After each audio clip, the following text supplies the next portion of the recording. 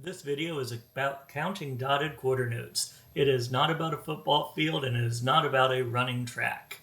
So we're going to start by thinking about a dotted quarter note. And before I would do this concept with the students, I would have taught it the quote-unquote traditional way.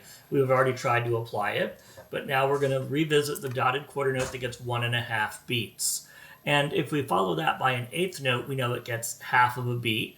And yes, we've already tried to teach them that would get 1 and 2 and. But for students that struggle, we're now going to think about going to gym class. The teacher tells you to run 1 lap of the track.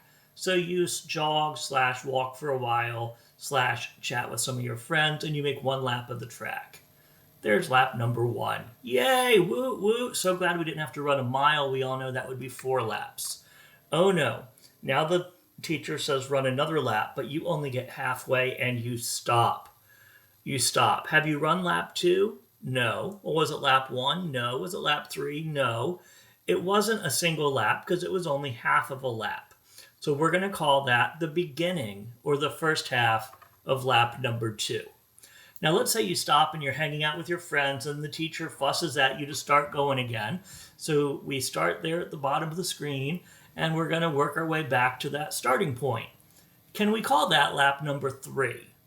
No. Can we call it lap number 2? No. When you're only running half of a lap, you cannot count it as lap 1 or lap 2 or lap 3. So that last example would have been the second half of lap 2. Switching now to the blue ink, I want to show you what 1.5 laps would look like. That's all the way around one time and then an extra half of a time. That's 1.5 laps. In music, that would be like the dotted quarter note, 1.5 beats. Just like if we finish running that second lap, we can't call it beat 2. That eighth note cannot be on beat 2. So the dotted quarter note gets the first beat and the beginning of the second beat, and the eighth note gets the second half of the second beat. Whatever comes next will get beat 3.